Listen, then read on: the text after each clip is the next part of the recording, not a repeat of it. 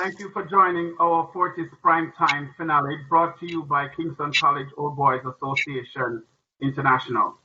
We trust that you and your family are well and keeping safe.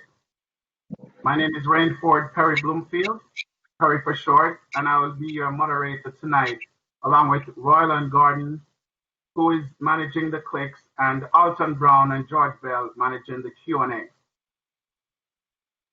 So it's time to pivot to Principal Myrie.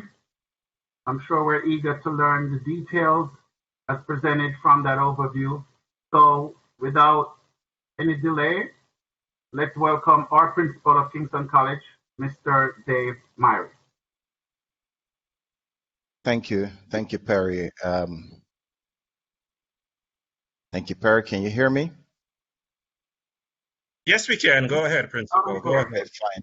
Thank you, Perry, and good night to fellow presenters, to moderators, and also to our Fortis family and friends of Fortis who are out there listening. I'm going to take you a bit through a fair bit of information about the school, update you as to what's going on, where we're at, and give you some details as well. So I'm going to ask you to bear with me. All right. As you know, and I'll give you a little bit of the history here. As you know, schools were mandated to close on March 13th, and the school transitioned immediately to an online platform. Now, it took us roughly 3 to 4 days to move from face-to-face to full online teaching. And obviously, there are teething problems, but we persevered and worked those out. During the month of April, we focused on improving the online experience for our students, and there are a number of problems that we came across. One, we had students who had no device, so they couldn't log on. We had students who had a device but no data, so they couldn't log on either. We had students who there's a device in the home, but there are two or three school-age kids in the home, and they have to share that device. So there are days that they would not be able to log on because it's not their day to use the device. It's the day for their sibling. We also had situations where students had absolutely no internet in the area, and we moved as best as possible to solve these problems. For no device, we started a drive to get tablets and to give to those students who were able to do that too. And we did that for a number of students. Whether we bought tablets, begged tablets, and we got some tablets into those students' hands.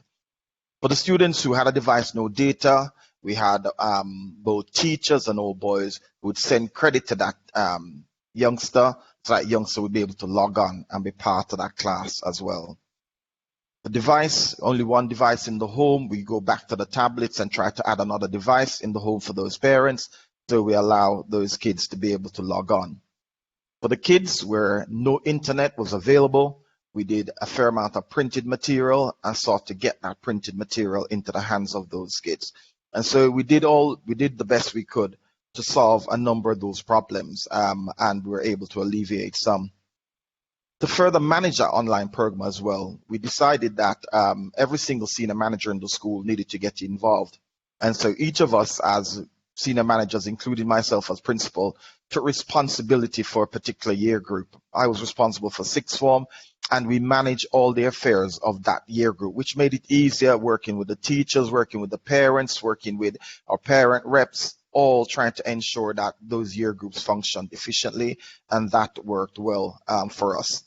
So throughout the latter part of April into May, we saw an increase in the number of students logging on and attending classes, which we're quite pleased with because ultimately we wanted to ensure that if not all our kids logged on. I'd say we had roughly maybe 85% consistently logging on, and then we may have maybe up to 90% coming on and off, if you like.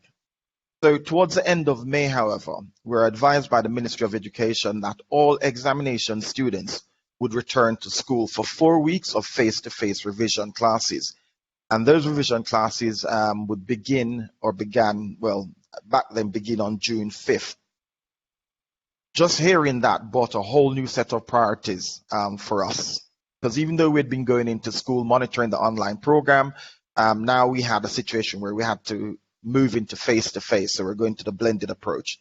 So we moved away from just online now to a blended approach of face-to-face as well as online, because the online program had to continue for first to fourth, and face-to-face took place for fifth and sixth. And we're looking at approximately 600 students there. However, before we could even contemplate having students back in the physical environment, we had a lot of changes and preparation to make.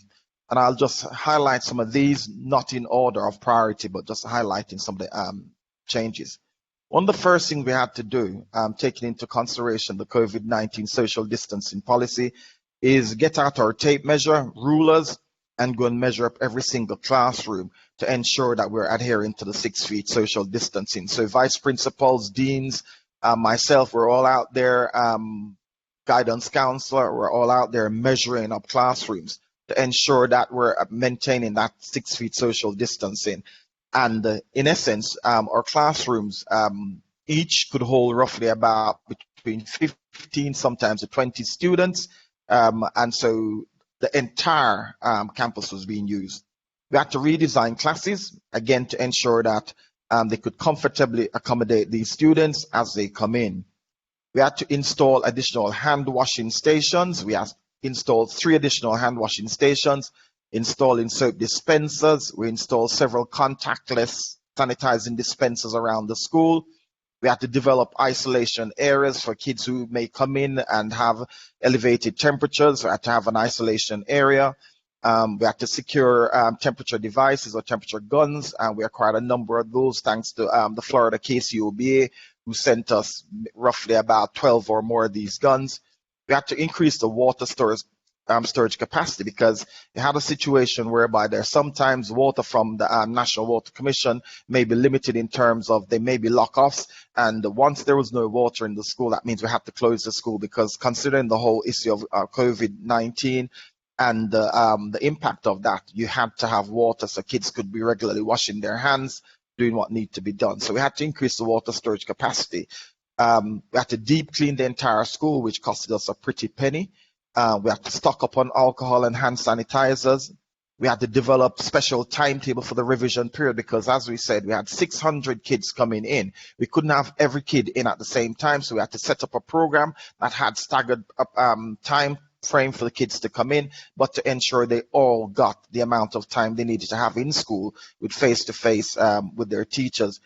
We had to identify staff shortage and fill those voids, because obviously we had a number of staff who had underlying or comorbidities, so they couldn't come into the environment, so we had to find other teachers. And I pause here to mention this as well. Even though we had our upper school teachers, as in fifth, say 4th to 6th form teachers, nearly all of our junior school teachers at Melbourne teachers turned in to come and support. Even though they weren't teaching upper school, they turned out to come and support what was going on. And that was, just so good to see that even though they know we weren't teaching these classes, we're not the teachers for these classes, they all turned out to help, because we needed every classroom manned. And so we're quite pleased on that. We even had past head boy who came back and was there every day helping to man classes and ensure that the revision program went on. So we're very, very pleased with that. We had to provide personal protective equipment for all members of staff. So we provided masks, face shield, gloves, hand sanitizers, because we had to ensure that they were safe in the environment as well. We had to secure increase in personnel. So additional security was put in place to ensure that there was enough personnel to manage the inflows of students daily. And the security personnel were responsible for checking the temperatures under the guidance of the nurses who helped us, and also recording the name and phone number as well as temperature reading for everyone who came into the school environment. It doesn't matter whether they're just coming to the office or it didn't matter. They had to have all of that done, and this was important, particularly if we had to do contact tracing. It was quite important. We also deployed security personnel across all areas or entrances to the campus to make sure we're properly covered in all areas, and everywhere persons went, they were properly checked before they could enter. In fact, I digress to just mention this. On the first morning of revision, obviously, as you know, we're at Kingston College. We had a number of reporters who turned up from the Gleaner, from observer from wherever just to see what was going on at Kingston College. They could have gone to other schools, but obviously no, Kingston College had to be it. So they turned up, and there's one who he got checked going through the main gate at the pedestrian gate for the school. Then she came, she wanted to come and see me. She got checked again and hand sprayed, tried to enter the admin building. And just for the icing on the cake, I also checked her temperature when she came into my office as well. And she was saying she's never been checked that many times in her life just to get into an environment. But we're ensuring that the persons in the environment are safe. And so we have to do what we need to do. We had to install COVID-19 safety protocol posters in all classrooms and around the school. And we had to secure the help of nurses. Now, this one to me is a pretty big one because we have two campuses. Normally we'd have two nurses. However, we're down to one nurse at that point. Another nurse we had migrated.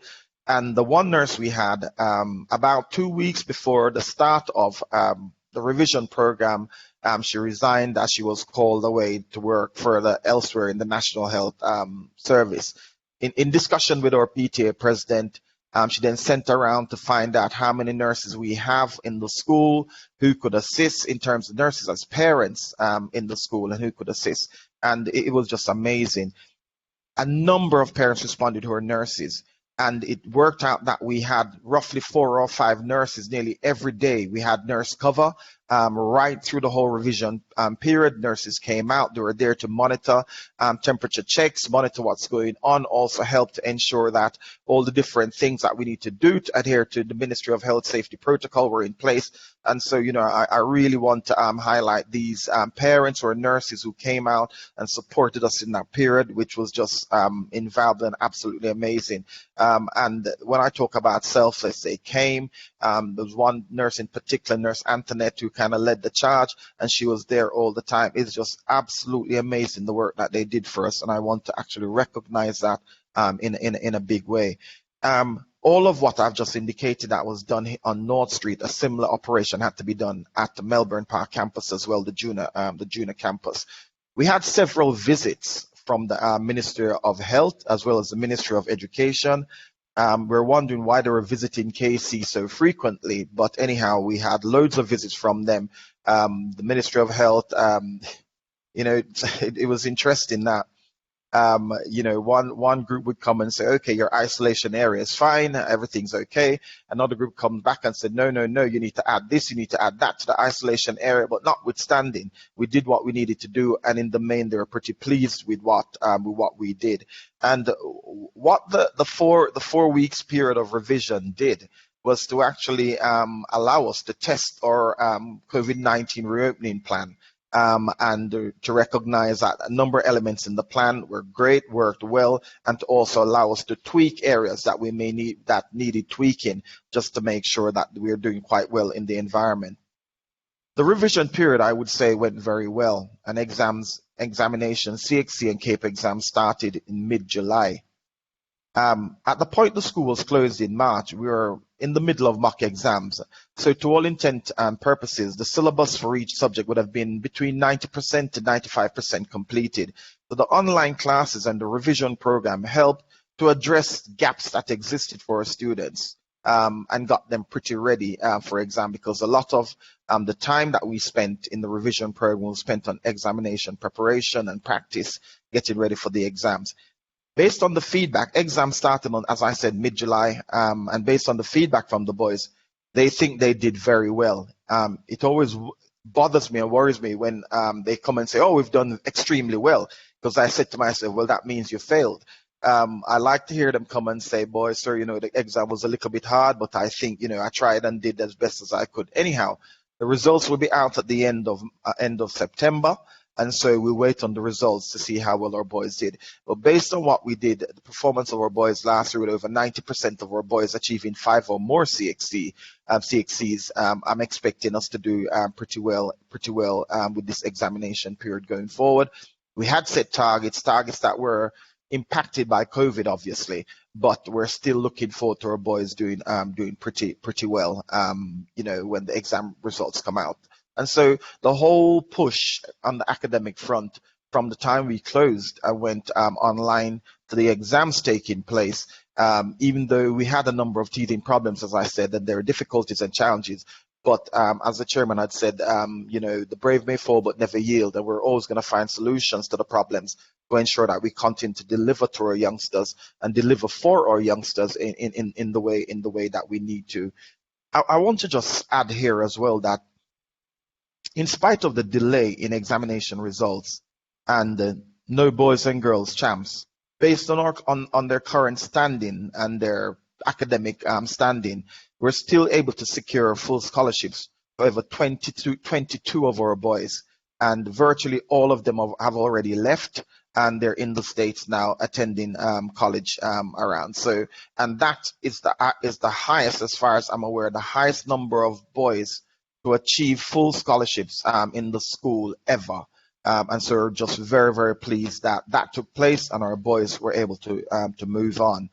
Now, everything seems to just happen all together, because while exams were going on and we're busy trying to make sure that everything functioned well, we had our new intake sent to us from the ministry, the list of new intake from the primary exit profile, the PEP list that was sent to us to manage. And we're looking at roughly maybe about 300 students that converge, well, parents converging on us at different points, knowing that they've passed, but even more so was the 300 plus persons who converged on the school seeking transfers. And that's a big issue and quite a bit of a headache to manage, because everyone from every woodwork and crevice, come out, oh, we need a transfer, can you help? There are persons who are contacting me, I hadn't spoken to them in 10 years. And however, they got hold of me and, oh, Mr. Myrie or Dave, you remember me? And I'm saying, yeah, vaguely, we're seeking a transfer. So we had that going on while we're still trying to manage exams. But again, as always, we actually did what we needed to do and got through that.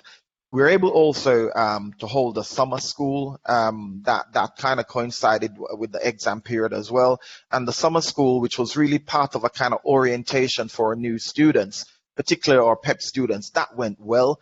Again, all safety protocols outlined in our COVID-19 reopening plan were put in place. We really made sure we adhere to that in a big way.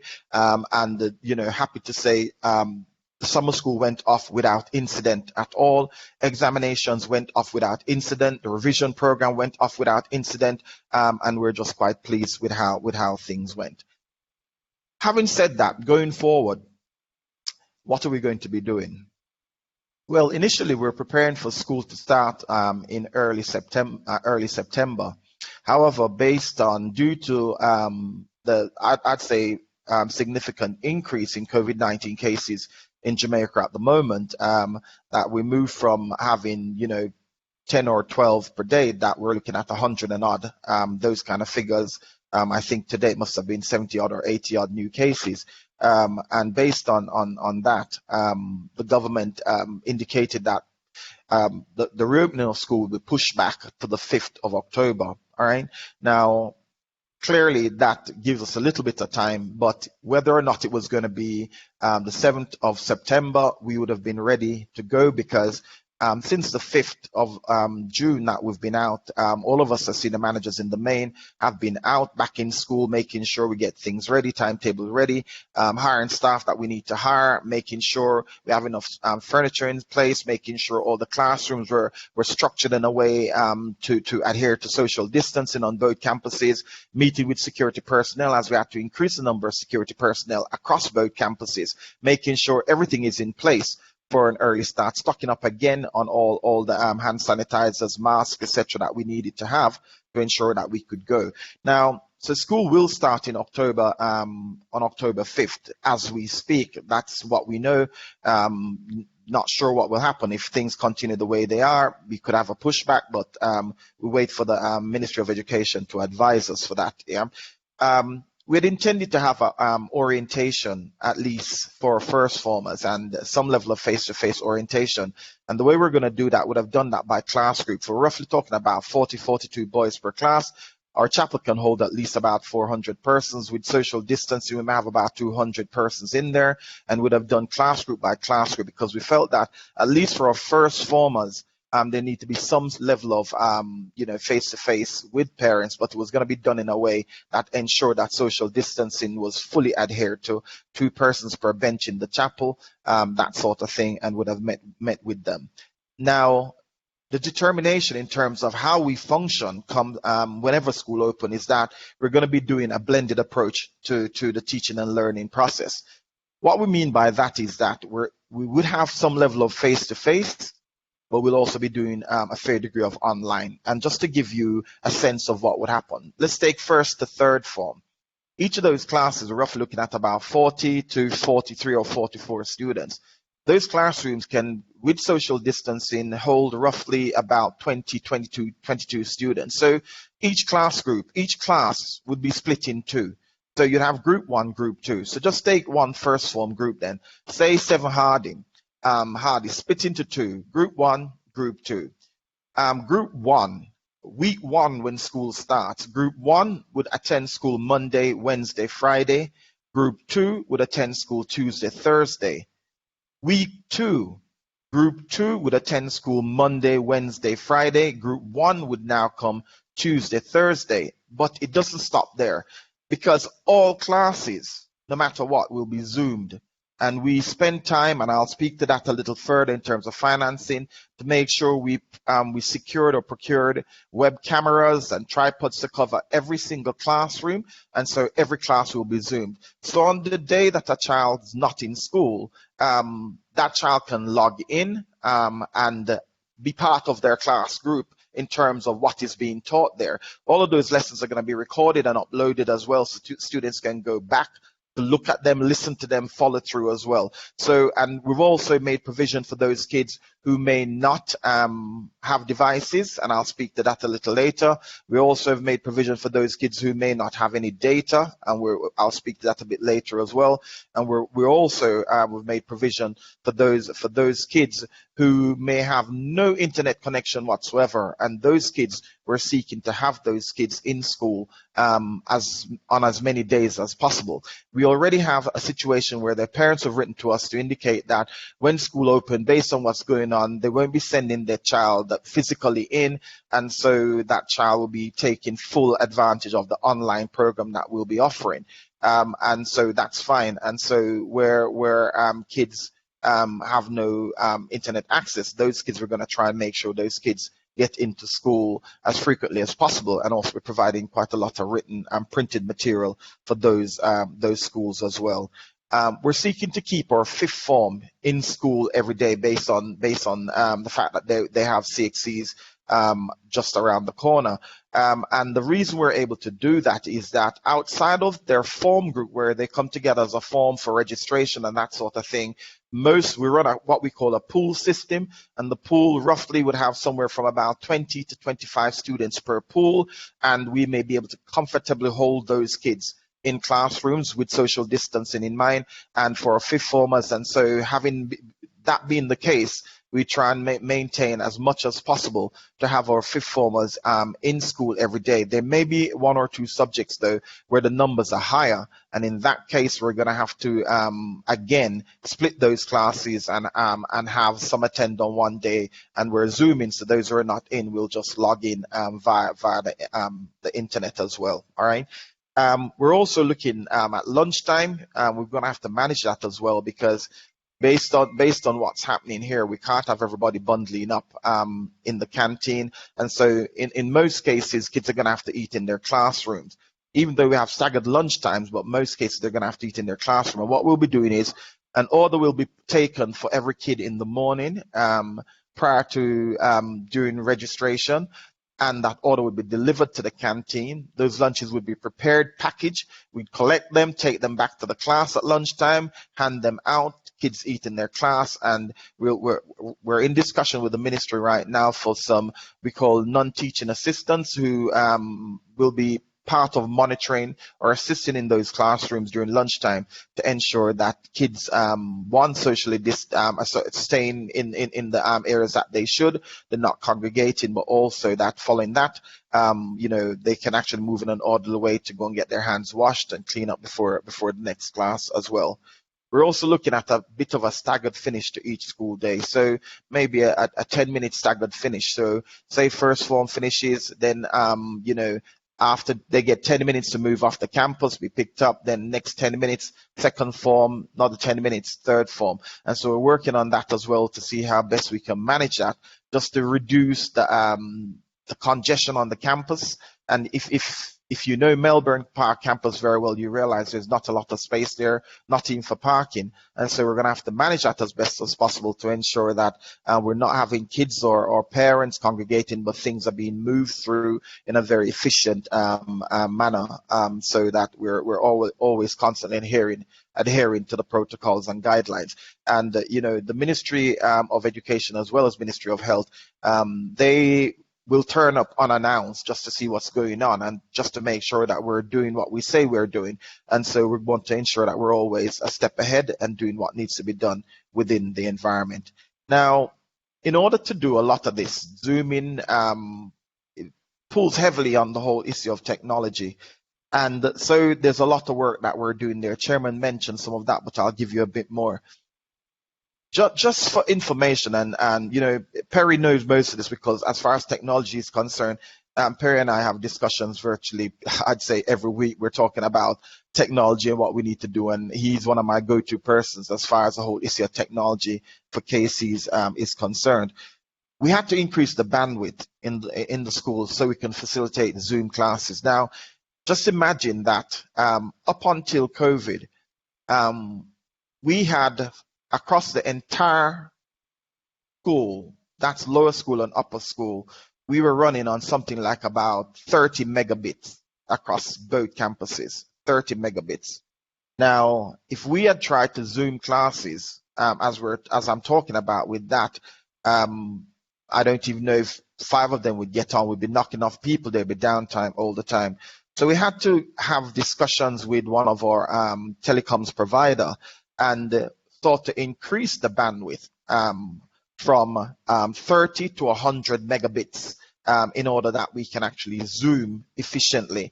And what we've done is we've done a simulation exercises already of putting 40, 50 cameras on both campuses to see whether or not we're going to be throwing off, how that's going to be functioning, because we're looking to see whether or not we need to increase our bandwidth beyond the 100 megabits to whether 200 or otherwise.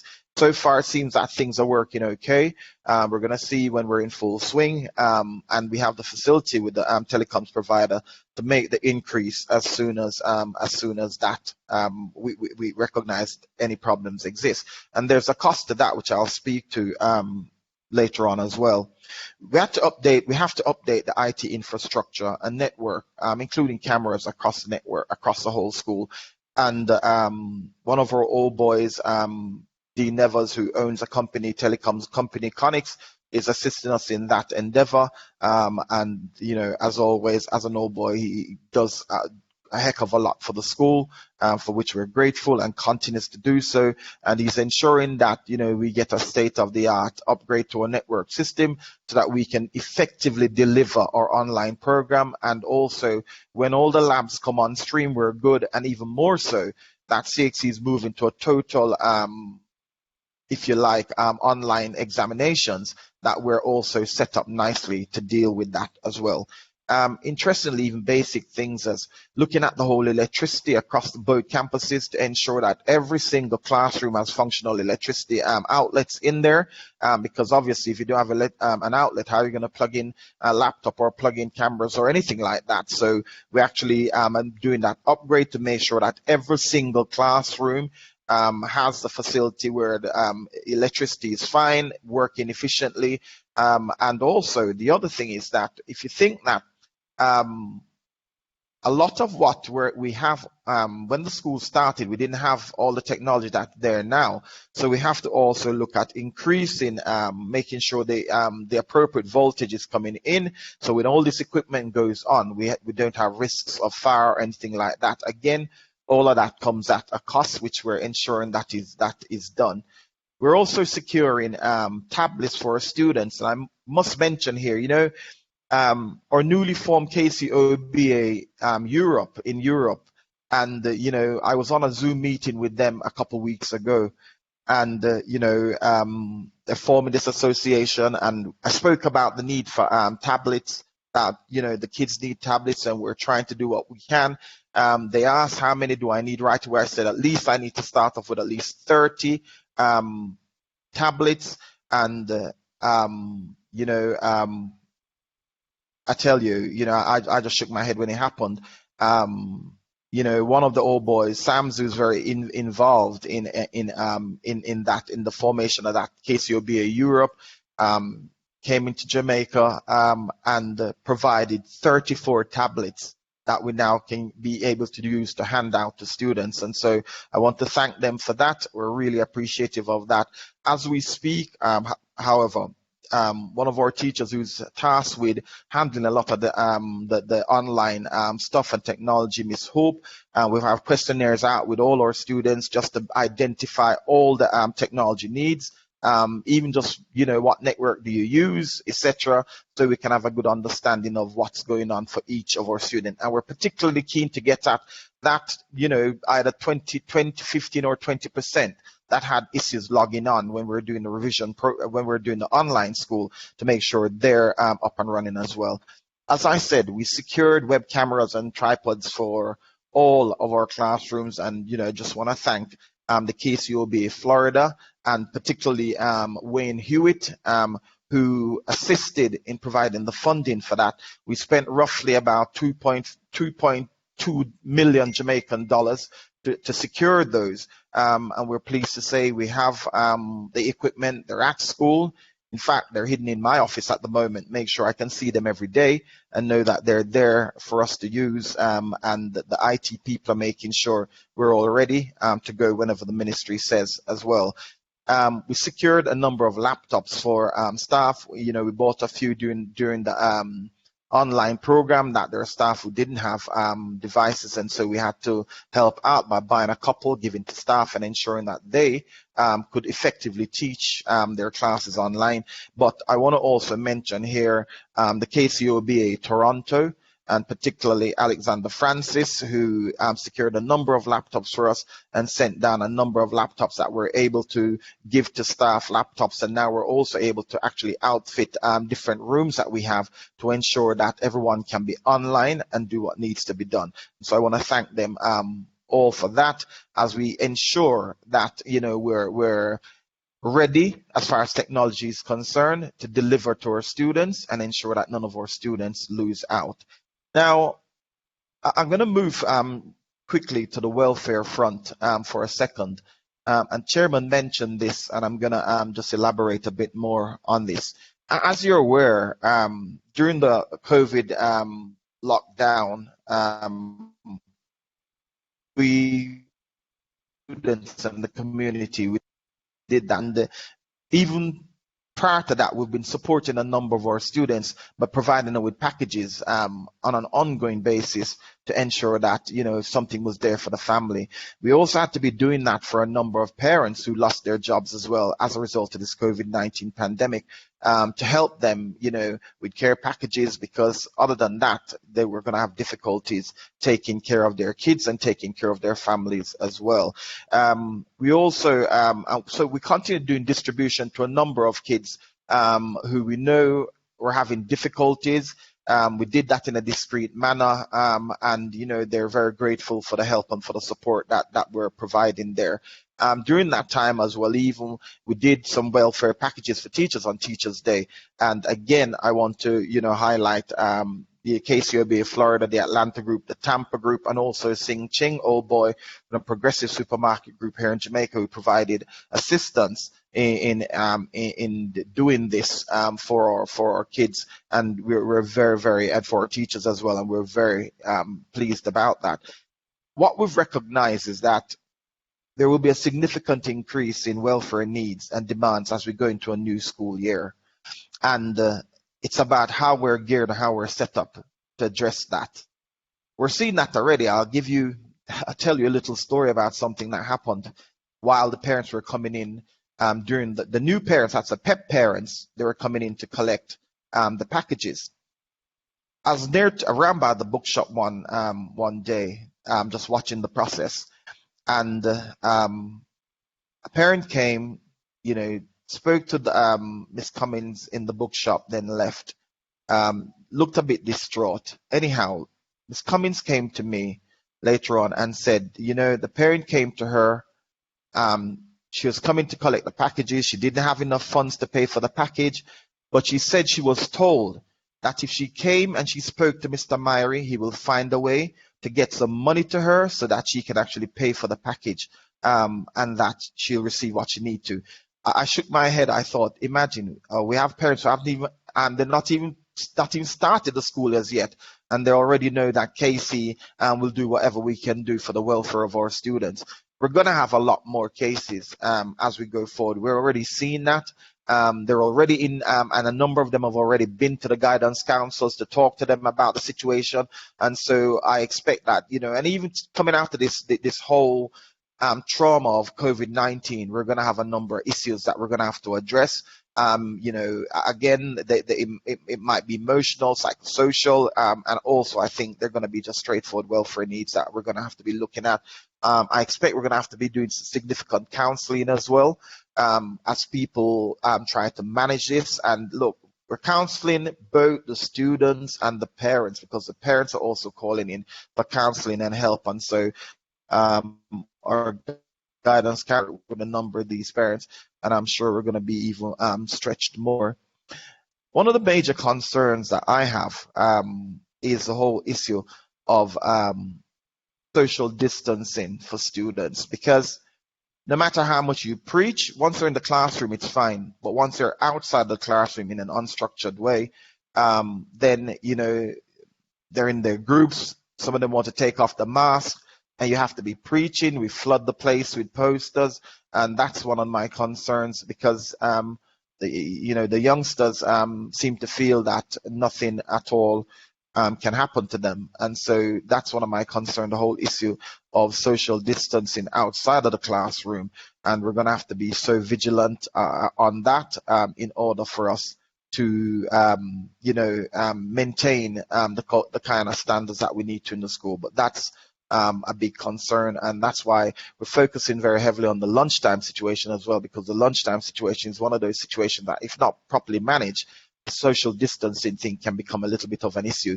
So we're looking at all of these, and we're putting things in place, particularly for lunchtime.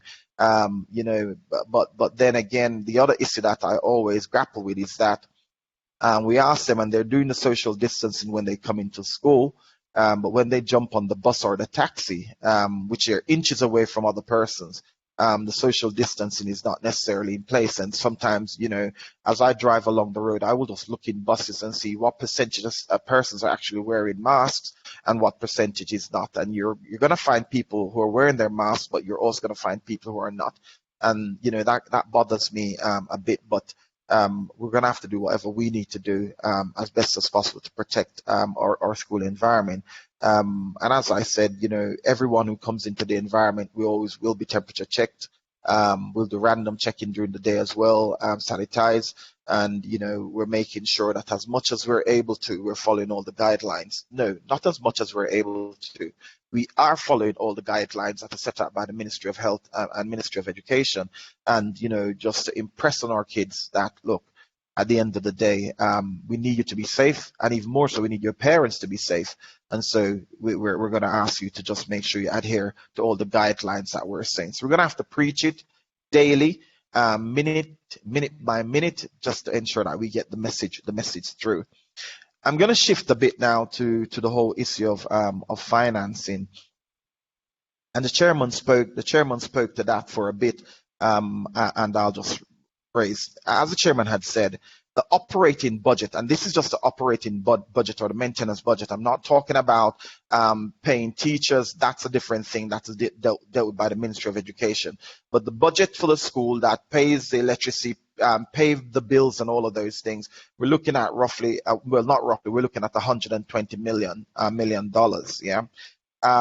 Of that, the ministry provides 33 million because basically they provide $17,000 per student, and that is calculated about 1,941 students at 17,000, roughly about 33 million.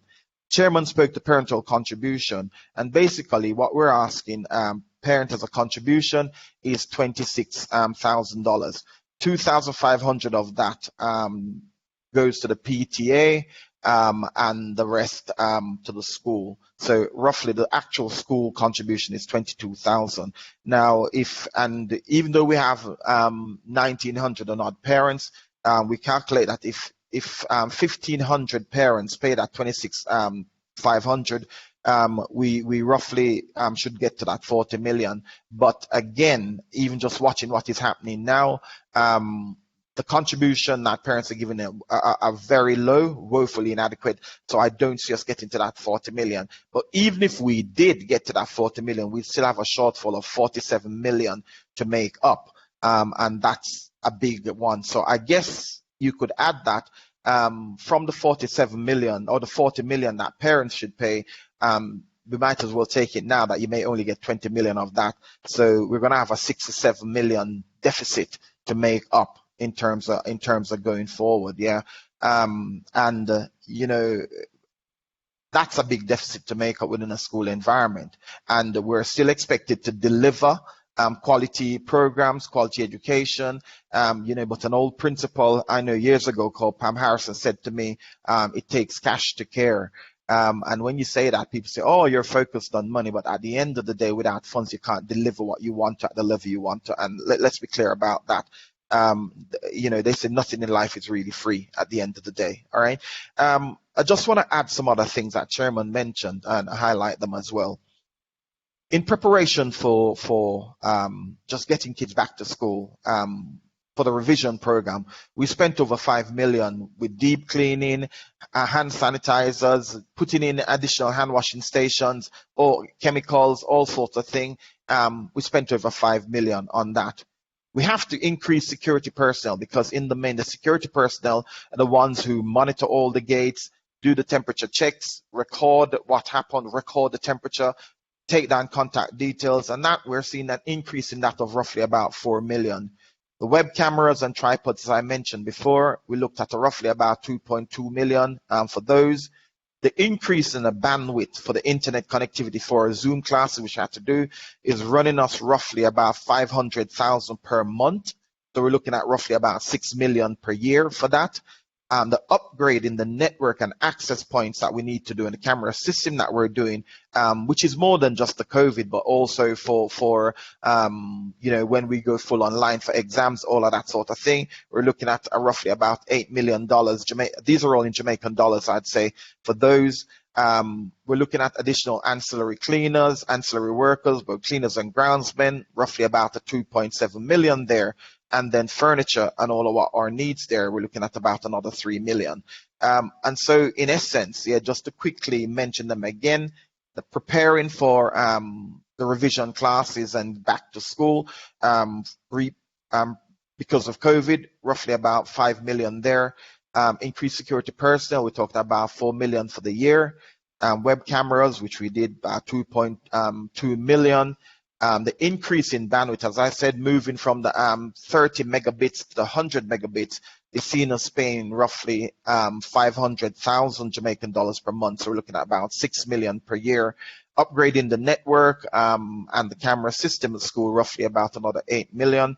And the additional workers that we need, roughly about 2.7 million. And furniture repairs, about 3.6 million. I must say to you very importantly and clearly, all of what I've just indicated is over and above the operating budget of the school, 120 million I mentioned before. These are additional things to that 120 million. You know, I want to also add, because, you know, there's some I say some KCO boys, also friends of KC, who will say, oh, we can't raise any money because we don't know what the budget is. Everybody knows that KC needs money no matter what, yeah? And so I always find that spurious. But anyhow, here are more numbers. There are a number of programs in the school that we do. And those programs are what go to form or make out the roundedness of the offering that we do at KC and develop rounded students as well. It's those offerings that allow for so many of our kids to be able to get scholarships and go overseas. So let's give you some numbers for some of those. The football program that we run in KC is roughly a 15 million per year program. The track and field program, roughly 25 million per year. The hockey program, 2 million. The rugby program, 2.5 million. Table tennis, 1.6 million. Basketball, roughly about 5 million. Lacrosse, roughly about 2.5 million. And school challenge quiz, which we love so dearly and always want to win, roughly about 1.8 to $2 million. And so those are numbers, real numbers, in terms of what the school has to do. How are those numbers normally made up? Yeah, outside of those things we're now having to do, both for the increase in bandwidth and for our upgraded network. Most of these activities, particularly the sporting activities, how do we actually cover that? Generally speaking, donations from friends of Kingston College, All Boys, the All Boys chapters. That's how we normally make up those shortfalls. Begging, and also, persons who will say, yes, I want to support football, and they put their funds there. In that way, I always have to highlight the management team for the football program. Banks, Donovan, Jermaine, Bunny, Dean, Nevers, Darren, Yaki, all of these guys who push hard to make sure that program's funded properly and that it's not a burden on the school, to be honest with you. And so we really want to thank them for that as well. So folks, there's some real numbers as far as what we have to do. So when you see my head this bald, you can understand, because I have to pull out every little hair or every strand that's there just to ensure, because when the pressure comes, I suppose that's what I have to do for the stress relief, because running the school and making sure things function, it really is difficult. And the board is there, we're working hard, the chairman always trying to see what we can do. It's not easy. That's why we need everybody on board. And I stress very heavily here that the parents need to be on board as well, not just about All Boys and friends of Kingston College, but parents being on board and supporting, because at the end of the day, it's their kid, it's their child, and the education that they're getting is theirs as well. So, the support needs to be there. And so I'm saying it's a lot to do, it's a lot to take in, but bottom line is it has to be done. And I'm a believer in never being weary in well doing. And so just to see kids come out, some of the kids who have gone off to college, who we thought, you'd never have thought that have made it, that is reward enough for us. And so that spurs me on and say we're going to have to get it done.